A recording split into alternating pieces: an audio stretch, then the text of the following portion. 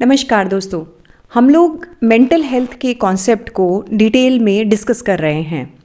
मुझे ऐसा लगता है कि मेरी एज के जितने पेरेंट्स हैं, इनफैक्ट मेरे से छोटे और बड़े, हम सब अपने बच्चों के इंटरनेट एडिक्शन, मोबाइल एडिक्शन के साथ बड़ा जूझ रहे हैं।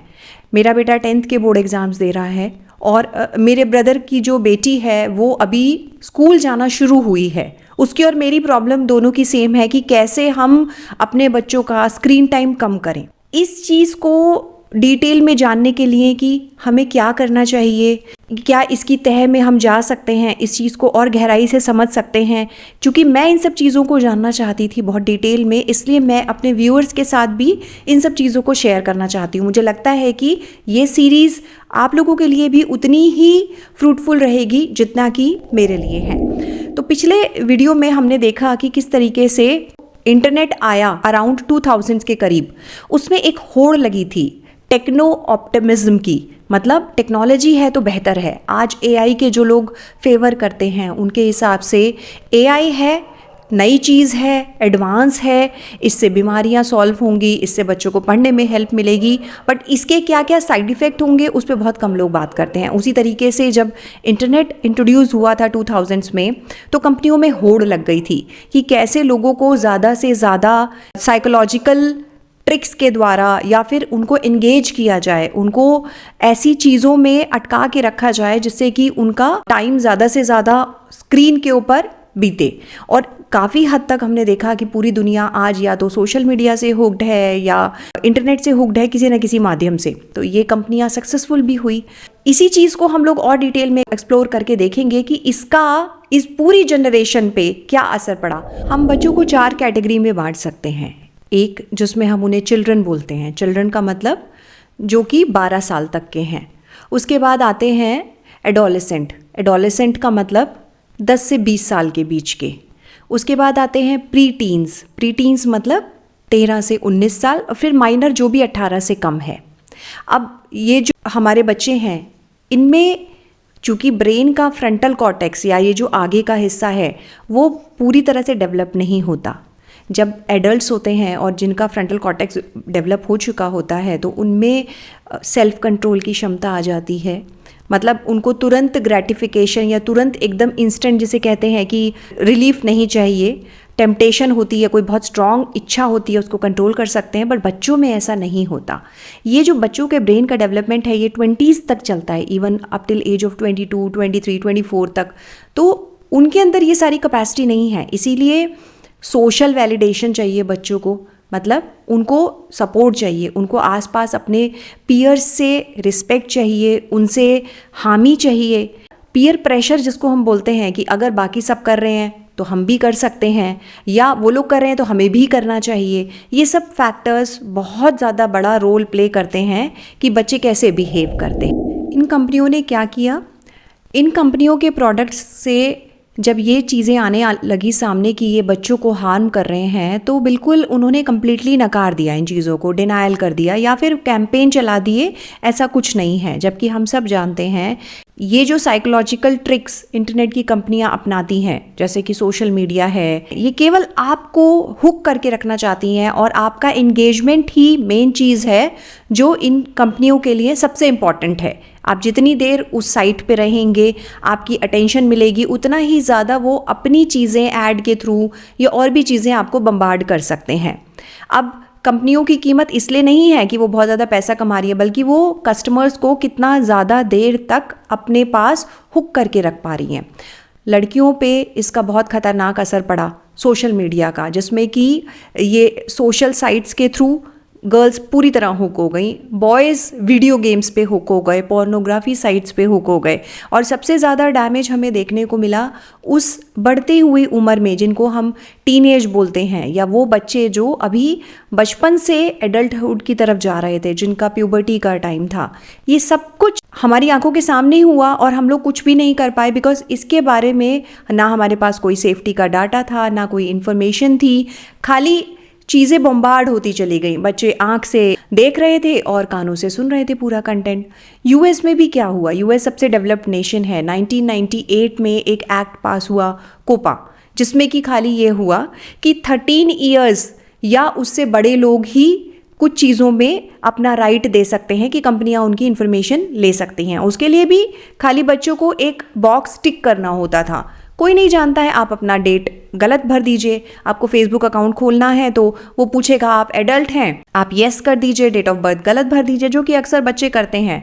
एक सर्वे हुआ तो पता चला अमेरिका में 13 साल से कम उम्र के 40% बच्चों का इंस्टाग्राम अकाउंट था। अब चीज़ें और तेज़ी से बदली 2010 के बाद। इसको हम आगे डिस्कस करेंगे कि कैसे। देखिए, ये ऐसा ही है जैसे कि टोबैको कंपनीज आई थी पहले, सबको पता था कि वो हार्मफुल हैं तो उनको बैन किया गया। बहुत सारी चीज़ों को बच्चों को अलाउड नहीं होता, ना तो ड्रिंकिंग अलाउड होती, ना उनको आप स्मोक करना अलाउ कर सकते, ना उनको कैसीनो में जाना अलाउड होता है। लेकिन इंटरनेट पे सब बच्चे बहुत आराम से चले जाते हैं। इंटरनेट बड़ों के लिए तो बहुत फ़ायदेमंद था। इंटरनेट पे बड़े लोग जाते थे इन्फॉर्मेशन लेने, जॉब ढूंढने, मैरिज के लिए, प्यार के लिए, इवन सेक्स के लिए। बच्चों पे, चूँकि बच्चों की उस टाइम ब्रेन की डेवलपमेंट हो रही होती है, जब बच्चे छोटे होते हैं उससे बड़े होते हैं तो उनका रिवॉर्ड वाला सेंटर, उनके दिमाग का वो वाला पार्ट जो कि एनिमलिस्टिक है, जो कि एनिमल्स की तरह है, जिसको तुरंत मैकेनिज्म चाहिए फीडबैक का, वो तो डेवलप हो चुका होता है। बट ब्रेन का आगे वाला हिस्सा जिसको हम फ्रंटल कॉर्टेक्स बोलते हैं, या जो सोचने समझने विचारने के लिए होता है, वो डेवलप नहीं होता। इसलिए इस पूरे एरा ने, इंटरनेट के एरा ने सबसे ज़्यादा हार्म किया है हमारी यंग जनरेशन को या हमारे बच्चों को, जिनका एक्चुअली में अब देखा जा रहा है स्टडीज़ में कि ब्रेन पूरी तरीके से रीवायर हो गया है। मतलब एक तरह से देखा जाए तो उसका पूरा सर्किट बदल गया है। चीज़ें किस तरीके से बदली? 4 ट्रेंड हम देखते हैं जो एक के साथ एक मिले तो एक अलग ही सीन दुनिया में क्रिएट हुआ। जैसे 2000 के अंदर इंटरनेट हाई स्पीड ब्रॉडबैंड आया, 2007 में आईफोन का लॉन्च हुआ, 2009 में पहली बार रीट्वीट या शेयर का बटन ऐड हुआ। ये सारी चीज़ें मिली तब दुनिया बच्चों के लिए एकदम बदल गई। मतलब वो जो हमारी जनरेशन पैदा हुई 95 में 2009 तक, अब वो जो एडोलेसेंट के स्टेज से गुजर रही थी, उसके लिए दुनिया पूरी की पूरी चेंज हो गई। उनके लिए अब ऑनलाइन प्रेजेंस इम्पॉर्टेंट हो गई।